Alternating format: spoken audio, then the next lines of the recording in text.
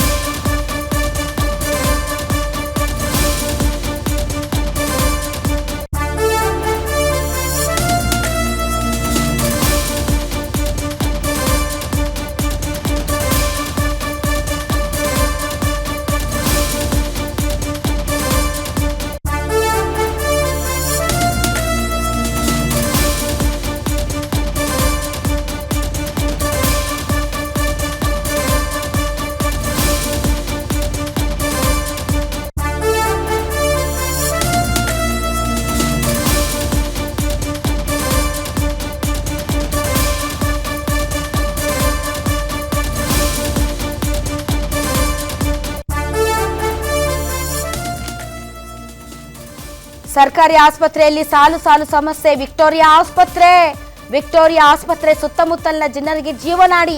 Victoria ಆಸ್ಪತ್ರೆಗೆ ಬರುವಂತ ರೋಗಿಗಳ ಸಂಖ್ಯೆ ಹೆಚ್ಚು. ವಿಕ್ಟೋರಿಯಾ ಆಸ್ಪತ್ರೆಗೆ ಬಂದ್ರೆ ನನಗೆ ಪುನರ್ಜನ್ಮ ಸಿಗುತ್ತೆ ಅನ್ನುವಂಥ ಕಾಲ ಒಂದಿತ್ತು. ಆದರೆ ಈಗ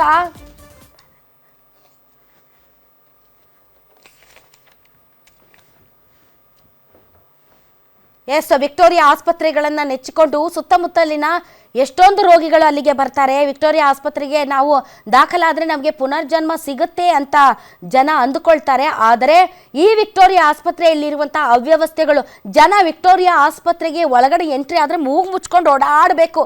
ಕಸದ ರಾಶಿ, ಕುತ್ಕೊಳ್ಳೋದಕ್ಕೆ ಬೆಂಚ್ಗಳಿಲ್ಲ, ಬೆಂಚ್ಗಳೆಲ್ಲ ಮುರಿದು ಹೋಗಿದೆ. ಇಂಥ ಅವ್ಯವಸ್ಥೆಗಳ ಬಗ್ಗೆ ವೈದ್ಯಕೀಯ ಶಿಕ್ಷಣ ಸಚಿವ ಶರಣ್ ಪ್ರಕಾಶ್ ಪಾಟೀಲ್ ಅವರ ಗಮನಕ್ಕೆ ತಂದರೆ ಅವ್ರು ಎಲ್ಲಿದ್ದಾರೆ, ಏನು ಮಾಡ್ತಾ ಇದ್ದಾರೆ ಒಂದು ಅರ್ಥ ಆಗೋದಿಲ್ಲ. ಅವ್ರಿಗೆ ಬೇಕಾದವ್ರನ್ನ ಅಪಾಯಿಂಟ್ ಮಾಡಿ ಆಸ್ಪತ್ರೆಗಳಲ್ಲಿ ಕೂರ್ಸೋದಕ್ಕೆ ಬರುತ್ತೆ. ಆಸ್ಪತ್ರೆಯಲ್ಲಿ ಇರುವಂಥ ಸಿಚುವೇಶನ್ಗೆ ಸಂಬಂಧಪಟ್ಟಂತೆ ಈಗಾಗಲೇ ಹಲವಾರು ಮಾಧ್ಯಮಗಳು ವರದಿ ಮಾಡಿದ್ರು. ಶರಣ್ ಪ್ರಕಾಶ್ ಪಾಟೀಲ್ ಅವರು ಇದು ನನ್ನ ಜವಾಬ್ದಾರಿ, ನನ್ನ ವ್ಯಾಪ್ತಿಗೆ ಬರುತ್ತೆ ಅನ್ನೋದನ್ನ ಮರ್ತು ಹೋಗಿದ್ದಾರೆ. ಸ್ವತಃ ಅವರು ಒಬ್ರು ಡಾಕ್ಟರ್. ಸೊ ಇಂತಹ ಸರ್ಕಾರಿ ಆಸ್ಪತ್ರೆಗಳ ಬಗ್ಗೆ ಯಾಕೆ ಮೂಗು ಮುರಿತಾರೆ ಜನ ಅಂತಂದರೆ, ಬಿಕಾಸ್ ಇಲ್ಲಿರುವಂತಹ ಅವ್ಯವಸ್ಥೆ ಬಗ್ಗೆ. ಇಲ್ಲಿ ಯಾವುದೇ ದೊಡ್ಡ ದೊಡ್ಡ ರೋಗಗಳಿಗೆ ಸಂಬಂಧಪಟ್ಟಂಥ ಔಷಧಿಗಳು ಸಿಗಲ್ಲ, ಹೊರಗಡೆ ಹೋಗಿ ತಗೊಂಡು ಬರಬೇಕು. ಅಷ್ಟೇ ಅಲ್ಲ, ಆಪರೇಷನ್ಗೆ ಬೇಕಾದಂಥ ಪ್ರಿಪರೇಷನ್ಗೆ ಬೇಕಾದಂಥ ಸಲಕರಣೆಗಳು ಲೈಕ್ ಗ್ಲೌಸು, ಮೆಶ್ಶು, ಶೇವಿಂಗ್ ಮಾಡುವಂಥ ಕೆಲವೊಂದು ಉಪಕರಣಗಳು ಇವೆಲ್ಲವೂ ಕೂಡ ರೋಗಿ ಹೊರಗಡೆಯಿಂದ ತಂದು ಕೊಟ್ಟರೆ ಇವರು ಆಪರೇಷನ್ ಮಾಡೋರು. ಪ್ರಿಪರೇಷನ್ಗೆ ಬೇಕಾದಂಥ ಯಾವ ವ್ಯವಸ್ಥೆ ಇಲ್ಲಿಲ್ಲ. ಒಂದು ವೇಳೆ ಕೈಕಾಲು ಮುರ್ಕೊಂಡು ಬಂದರೆ ಅದಕ್ಕೆ ಏನು ಇಂಪ್ಲಾಂಟ್ ಮಾಡ್ತಾರೆ, ರಾಡ್ಗಳು ಅಥವಾ ಬೇರೆ ಬೇರೆ ಎಕ್ವಿಪ್ಮೆಂಟ್ಸ್, ಅದನ್ನೂ ಕೂಡ ಇವರು ಹೊರಗಡೆಯಿಂದ ತರಬೇಕು. ವಿಕ್ಟೋರಿಯಾ ಆಸ್ಪತ್ರೆಯಲ್ಲಿ ಸಿಗೋದಿಲ್ಲ. ಮತ್ತೊಂದು ಕಡೆ ಸಿಟಿ ಸ್ಕ್ಯಾನು ಸೇರಿದಂತೆ ಹಲವಾರು ಈ ಪರೀಕ್ಷೆಗಳಿರ್ತಾವಲ್ಲ, ಇಂತಹ ಪರೀಕ್ಷೆಗಳನ್ನು ರಾತ್ರಿ ಹೊತ್ತು ಇವರು ಮಾಡೋದಿಲ್ಲ. ರಾತ್ರಿ ಹೊತ್ತು ನಾವು ಬೇರೆ ಕಡೆ ಪ್ರೈವೇಟಲ್ಲಿ ಮಾಡಿಸ್ಕೊಂಬರ್ಬೇಕು. ಅಂದರೆ ಸರ್ಕಾರಿ ಆಸ್ಪತ್ರೆಯಲ್ಲಿ ರಾತ್ರಿ ಹೊತ್ತು ಸೌಕರ್ಯ ಸಿಗಲ್ಲ, ಪ್ರೈವೇಟ್ ಹಾಸ್ಪಿಟಲಲ್ಲಿ ರಾತ್ರಿ ಹೊತ್ತು ಅಲ್ಲಿ ಕೆಲಸ ಮಾಡ್ತಾರೆ. ಅಂದರೆ ಸರ್ಕಾರಿ ಕೆಲಸ ದೇವ್ರ ಕೆಲಸ ಅಂತಾರೆ. ಇನ್ಫ್ಯಾಕ್ಟ್ ಈ ಕೆಲಸಗಳಿಗೆ PG ಸ್ಟೂಡೆಂಟ್ಗಳನ್ನು ಬಳಸ್ತಾರೆ. ಅಲ್ಲಿ ಪ್ರಾಪರ್ ಆದಂಥ ಡಾಕ್ಟರ್ಸ್ ಇರಲ್ಲ ರಾತ್ರಿ ಹೊತ್ತು. ಯಾವುದೇ ಆಗಲಿ, ಸಿಟಿ ಸ್ಕ್ಯಾನ್ ಆಗಲಿ ಅಥವಾ ಬೇರೆ ಯಾವುದೇ ಪರೀಕ್ಷೆ ಸಮಸ್ಯೆಗಳಿರಲಿ ಹೊರಗಡೆ ಹೋಗಿ ಮಾಡಿಸ್ಕೊಂಡು ಬರಬೇಕು. ಇಂಥ ಚಂದಕ್ಕೆ ಯಾಕೆ ಜನ ವಿಕ್ಟೋರಿಯಾ ಆಸ್ಪತ್ರೆಗೆ ಬರಬೇಕು? ದುಡ್ಡಿಲ್ಲದೆ ವಿಕ್ಟೋರಿಯಾ ಆಸ್ಪತ್ರೆಯಲ್ಲಿ ಯಾವ ಕೆಲಸನೂ ನಡೆಯೋದಿಲ್ಲ. ದುಡ್ಡು ಕೊಟ್ಟರೆ ಆಪ್ರೇಷನ್, ದುಡ್ಡು ಕೊಟ್ಟರೆ ಬೆಡ್, ದುಡ್ಡು ಕೊಟ್ಟರೆ ಔಷಧಿ, ದುಡ್ಡು ಕೊಟ್ಟರೆ ನಿಮಗೆ ಎಲ್ಲ ಸೌಲಭ್ಯಗಳು. ಸೊ ಇಂತಹ ದುಡ್ಡಿನ ಆಸ್ಪತ್ರೆ ವಿಕ್ಟೋರಿಯಾ ಆಸ್ಪತ್ರೆ ಆಗಿದೆ.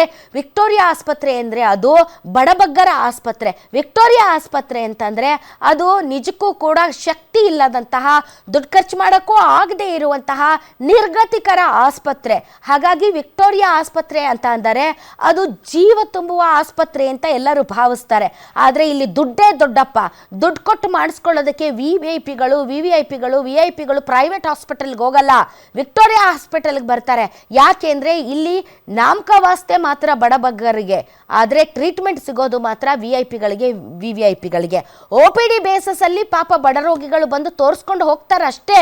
ಆದರೆ ನಿಮಗೆ ಈ ಮಲ್ಟಿ ಸ್ಪೆಷಾಲಿಟಿ ಆಸ್ಪತ್ರೆ ಮತ್ತು ಈ ಒಂದು ಯಾವುದಾದ್ರು ಐಗಾಡ್ ಹಾಸ್ಪಿಟಲಲ್ಲಿ ನಿಮಗೆ ಎಂಟ್ರಿನೂ ಇರೋದಿಲ್ಲ ಬಡವರಿಗೆ. ಇಂತಹ ಪರಿಸ್ಥಿತಿ ಅಲ್ಲಿ ಇದೆ. ಮಗನನ್ನು ಅಡ್ಮಿಟ್ ಮಾಡಿದ್ದೀವಿ, ಒಂದು ಗ್ಲೌಸ್ ಬೇಕು ಅಂದರೆ 4-5 ಸರಿ ಕೇಳಬೇಕು. ಆಸ್ಪತ್ರೆಗೆ ಹೋದರೆ ಸರಿಯಾಗಿ ಬೆಡ್ ಸಿಗಲ್ಲ. ಬ್ಲಡ್ ಟೆಸ್ಟ್ಗೂ ಕೂಡ ಇಲ್ಲಿ ವ್ಯವಸ್ಥೆ ಇಲ್ಲ. ಚಿಕಿತ್ಸೆ ಕೊಡೋಕ್ಕೆ ಅನುಭವಿ ಡಾಕ್ಟರ್ಗಳು ಬರೋದೇ ಇಲ್ಲ. ಎಲ್ಲ PG ಡಾಕ್ಟರ್ಸ್ ಬರ್ತಾರೆ. ನಾನು PG ಡಾಕ್ಟರ್ಸ್ ಬರಬಾರ್ದು ಅಂತ ಹೇಳಲ್ಲ, ಬಟ್ ಆದರೂ ಬರುವಂತಹ ರೋಗಿಗೆ ಒಬ್ಬ ಎಕ್ಸ್ಪರ್ಟ್ ಡಾಕ್ಟರ್ ನೋಡಿ ಅವರು ಸಮಾಧಾನ ಮಾಡಿ ಹೇಳಿದಾಗ ಆಗ ಸಿಗುವಂತಹ ನೆಮ್ಮದಿನೇ ಬೇರೆ. ಅವ್ರಿಗೇನು ಅನಿಸುತ್ತೆ, ಎಲ್ಲ ಟ್ರೈನಿ ಡಾಕ್ಟರ್ಸ್ ಬಂದು ನೋಡ್ತಾ ಇದ್ದಾರೆ, ನನ್ನ ಮಗನಿಗೆ ಒಳ್ಳೆ ಡಾಕ್ಟ್ರ್ ಬಂದು ನೋಡ್ತಾ ಇಲ್ಲ, ಅದಕ್ಕೆ ನನ್ನ ಮಗನ ಪರಿಸ್ಥಿತಿ ಹೀಗಿದೆ ಅಂತ ಅವ್ರಿಗೆ ಅನ್ನಿಸುತ್ತೆ. ಇಂತಹ ಸಂದರ್ಭದಲ್ಲಿ ನಾನು ಈ ಒಂದು ಸಂದರ್ಭದಲ್ಲಿ ಡಾಕ್ಟರ್ ಶರಣ್ ಪ್ರಕಾಶ್ ಪಾಟೀಲ್ರೆ, ದಯವಿಟ್ಟು ಇತ್ತ ಗಮನ ಹರಿಸಿ. ತಾವು ಈ ಹಿಂದೆ ಒಬ್ಬ ಸಚಿವರಾಗಿ ತುಂಬ ಒಳ್ಳೆ ಕೆಲಸ ಮಾಡಿದ್ದೀರಿ, ಬಟ್ ಈ ಬಾರಿ ಯಾಕೋ ನಿಮ್ಮ ಒಂದು ಕ್ಷೇತ್ರ ಮತ್ತು ನಿಮ್ಮ ಒಂದು ವ್ಯಾಪ್ತಿಯನ್ನು ಮರ್ತಂಗೆ ಕಾಣ್ತಾ ಇದ್ದೀರಾ ನೀವು. ವಿಕ್ಟೋರಿಯಾ ಆಸ್ಪತ್ರೆಯಲ್ಲಿ ಇಂತಹ ಪರಿಸ್ಥಿತಿ ಇದೆ ಅಂದರೆ ಬೇರೆ ಬೇರೆ ಸರ್ಕಾರಿ ಆಸ್ಪತ್ರೆಗಳಲ್ಲಿ ಕ್ಯಾರೇ ಅನ್ನೋದಿಲ್ಲ. ಎಷ್ಟು ಬಾರಿ ಮಾಧ್ಯಮಗಳಲ್ಲಿ ವರದಿ ಮಾಡಿದರೂ ಕೂಡ ನೀವು ಇದ್ರ ಬಗ್ಗೆ ತಲೆ ಕೆಡಿಸ್ಕೊಳ್ಳೋದಿಲ್ಲ. ನನಗೆ ಗೊತ್ತಿಲ್ಲ ನೀವು ಯಾವುದ್ರ ಬಗ್ಗೆ ತಲೆ ಕೆಡಿಸ್ಕೊಳ್ತಾ ಇದ್ದೀರಿ ಅಂತ. ಮೆರಿಟ್ ಇರುವಂಥ ಡಾಕ್ಟರ್ಸ್ಗೆ ಒಂದು ಅವರಿಗೆ ಫರ್ದರ್ ಅವ್ರಿಗೇನಾದರೂ ಪ್ರಮೋಷನ್ಸ್ ಬೇಕು ಅಂತ ಆದರೂ ಕೂಡ ನಾಯಿಗಳ ಥರ ಅಲಿಬೇಕು ಅಂತ ಅಲ್ಲಿನ ಡಾಕ್ಟರ್ಸ್ ಮಾತಾಡ್ತಾರೆ. So if they are eligible, ಅವ್ರಿಗೆ ನಿಜಕ್ಕೂ ಕೂಡ ಒಂದು ಅವರಿಗೆ ಶಕ್ತಿ ಇದೆ ಮತ್ತು ಅವರು ಅದಕ್ಕೆ ಎಲಿಜಿಬಲ್ ಇದ್ದಾರೆ ಅನ್ನೋದಾದರೆ ಯಾಕೆ ಮಾಡಬಾರ್ದು? ಯಾಕೆ ಸತಾಯಿಸ್ತೀರಿ? ಸರ್ಕಾರಿ ಆಸ್ಪತ್ರೆಗಳಲ್ಲಿ ಕೆಲಸ ಮಾಡೋದಕ್ಕೆ ಕಷ್ಟ. ಅಂಥದ್ರಲ್ಲಿ ವಿಕ್ಟೋರಿಯಾ ಆಸ್ಪತ್ರೆಯಲ್ಲಿ ಬೆಳಗ್ಗಿಂದ ರಾತ್ರಿವರೆಗೂ ದುಡಿಬೇಕು, ಅಲ್ಲಿ ರೆಸ್ಟ್ ಅನ್ನೋದಿರಲ್ಲ.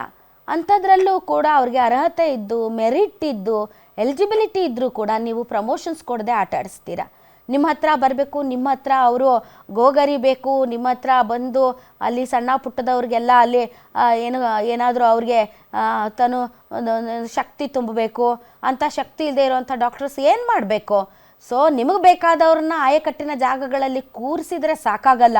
ಆಸ್ಪತ್ರೆ ಪರಿಸ್ಥಿತಿ ಹೇಗಿದೆ ಅಂತ ಒಂದ್ಸಲಿ ನೋಡ್ಕೊಂಡು ಬನ್ನಿ. ಒಬ್ಬೊಬ್ಬರಿಗೆ 3 ಹುದ್ದೆಗಳನ್ನು ಕೊಟ್ಟು, ಹೆಚ್ಚುವರಿ ಜವಾಬ್ದಾರಿಗಳನ್ನು ಕೊಟ್ಟು ನಿಭಾಯಿಸೋಕ್ಕಾಗದೆ, ಪರಿಸ್ಥಿತಿ ನಿಯಂತ್ರಣಕ್ಕೆ ಬಾರದೆ ಈ ಥರದ ಒಂದು ಅಡ್ಡಾದಿಡ್ಡಿ ಅಂತ ಆಡಳಿತ ವೈಫಲ್ಯ ಅಲ್ಲಿ ಎದ್ದು ಕಾಣ್ತಾ ಇದೆ. ದಯವಿಟ್ಟು ಇದರ ಬಗ್ಗೆ ಗಮನ ಹರಿಸಬೇಕು ಶರಣ್ ಪ್ರಕಾಶ್ ಪಾಟೀಲ್ರು. ಈ ಮಧ್ಯೆ ಚರಣ್ ನನ್ನೊಂದಿಗೆ ನೇರ ಸಂಪರ್ಕದಲ್ಲಿದ್ದಾರೆ, ನನ್ನ ಕಲೀಗ ಚರಣ್.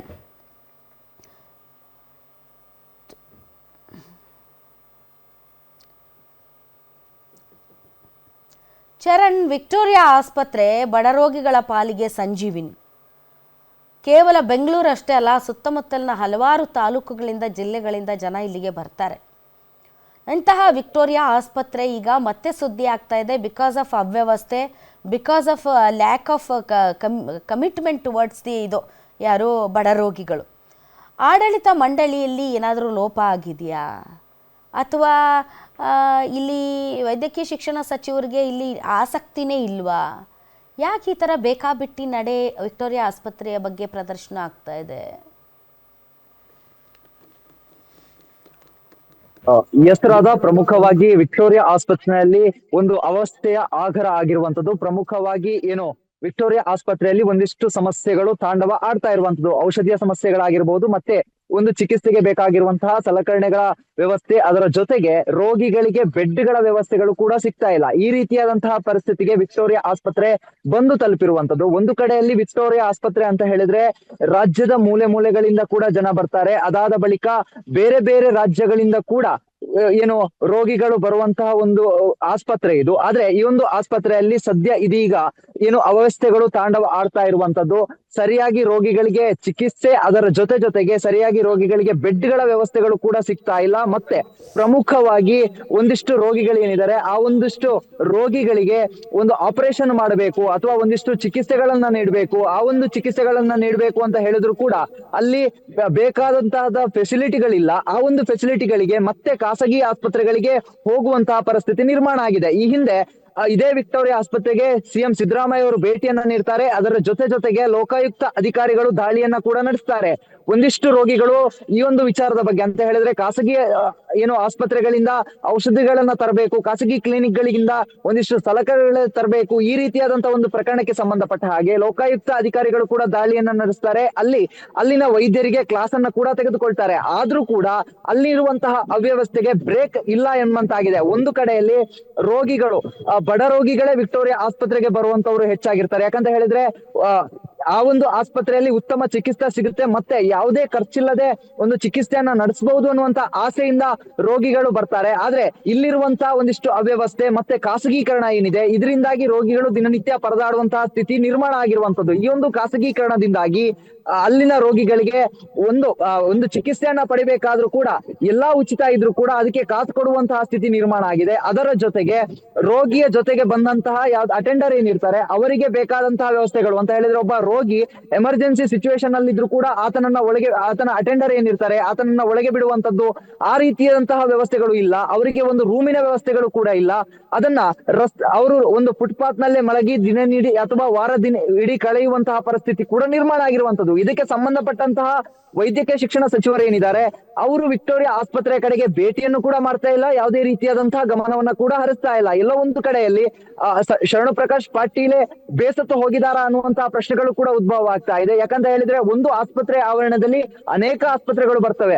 ಒಂದು ಪ್ರಧಾನಮಂತ್ರಿ ಬಿಲ್ಡಿಂಗ್ ಆಗಿರ್ಬೋದು ಅಥವಾ ವಾಣಿ ವಿಲಾಸ್ ಆಗಿರ್ಬೋದು, ಅದರ ಜೊತೆಗೆ ಏನು ನ್ಯೂರೋಗೆ ಸಂಬಂಧಪಟ್ಟಂತಹ ಒಂದಿಷ್ಟು ಚಿಕಿತ್ಸೆಗಳಾಗಿರ್ಬೋದು, ಎಲ್ಲಾ ಕೂಡ ಒಂದೇ ಆಸ್ಪತ್ರೆ ಅಂಡರ್ ನಲ್ಲಿ ಬರೋದ್ರಿಂದಾಗಿ ಎಲ್ಲ ಒಂದು ಕಡೆಗೆ ಒತ್ತಡ ಮತ್ತೆ ಇದನ್ನ ನಿಭಾಯಿಸಲಿಕ್ಕೆ ಆಗದಿರುವಂತಹ ಪರಿಸ್ಥಿತಿಗೆ ಸಚಿವರೇ ಬಂದು ತಲುಪಿದ್ರ ಅನ್ನುವಂತಹ ಒಂದಿಷ್ಟು ಸಂಶಯಗಳು ಕೂಡ ಶುರುವಾಗ್ತಾ ಇದೆ. ಇದರ ಜೊತೆಗೆ ವೈದ್ಯರ ಕೊರತೆ ಕೂಡ ಆಸ್ಪತ್ರೆಯಲ್ಲಿ ಕಾಡ್ತಾ ಇರೋದ್ರಿಂದಾಗಿ ರೋಗಿಗಳಿಗೆ ಬೇಕಾದಂತಹ ಸರಿಯಾದ ಚಿಕಿತ್ಸೆಯನ್ನ ನೀಡುವಲ್ಲಿ ಕೂಡ ಆಸ್ಪತ್ರೆ ವಿಫಲ ಆಗ್ತಾ ಇದೆ. ಮತ್ತೊಂದು ಕಡೆಯಲ್ಲಿ ಏನು ಅಲ್ಲೊಂದಿಷ್ಟು ಆಸ್ಪತ್ರೆ ಅವ್ಯವಸ್ಥೆ ಆದ್ರೆ ಮತ್ತೊಂದು ಭಾಗದಲ್ಲಿ ಖಾಸಗಿ ಆಂಬ್ಯುಲೆನ್ಸ್ ಗಳಾಗಿರ್ಬಹುದು, ಖಾಸಗಿ ಆಸ್ಪತ್ರೆಗಳಾಗಿರ್ಬಹುದು, ಈ ಒಂದು ವಿಕ್ಟೋರಿಯಾ ಆಸ್ಪತ್ರೆಯಲ್ಲಿ ಇರುವಂತಹ ಅವ್ಯವಸ್ಥೆಗಳನ್ನ ತಮ್ಮ ಆಸ್ಪತ್ರೆಗೆ ಪ್ಲಸ್ ಮಾಡ್ಕೊಳ್ಳಿಕ್ಕೆ ಮತ್ತೆ ತಮ್ಮ ಆಸ್ಪತ್ರೆಗಳಿಗೆ ಮಾರ್ಕೆಟಿಂಗ್ ಆಗೋದಿಕ್ಕೆ ಆಸ್ಪತ್ರೆ ಆವರಣದೊಳಗೆ ಬಂದು ಅಲ್ಲಿ ಒಂದಿಷ್ಟು ರೋಗಿಗಳನ್ನ ತಮ್ಮ ಖಾಸಗಿ ಆಸ್ಪತ್ರೆಗೆ ಕರೆದುಕೊಂಡು ಹೋಗುವಂತದ್ದು, ಅಲ್ಲಿ ಒಂದಿಷ್ಟು ರೋಗಿಗಳ ಮನವೊಲಿಸುವಂತದ್ದು. ವಿಕ್ಟೋರಿಯಾ ಆಸ್ಪತ್ರೆಯಲ್ಲೂ ಕಾಸಾಗುತ್ತೆ, ನಮ್ಮ ಆಸ್ಪತ್ರೆಯಲ್ಲೂ ಕಾಸಾಗುತ್ತೆ ಅನ್ನುವಂತಹ ಒಂದಿಷ್ಟು ಮಾತುಗಳನ್ನ ಆಡಿ ಮತ್ತೆ ಅವರಿಗೆ ಒಂದಿಷ್ಟು ಬೆದರಿಕೆಗಳನ್ನ ಕೂಡ ಹಾಕಿ ಅವರನ್ನ ಖಾಸಗಿ ಆಸ್ಪತ್ರೆಗೆ ಕರೆದುಕೊಂಡು ಹೋಗುವಂತಹ ಕೆಲಸಗಳು ಕೂಡ ಆಗ್ತಾ ಇದೆ. ಒಂದು ಕಡೆಯಲ್ಲಿ ವಿಕ್ಟೋರಿಯಾ ಆಸ್ಪತ್ರೆ ಏನಿದೆ ಇದು ಬಹಳ ಪ್ರಸಿದ್ಧಿಯನ್ನ ಪಡೆದಿರುವಂತದ್ದು. ಆದ್ರೆ ಇದೀಗ ಬರ್ತಾ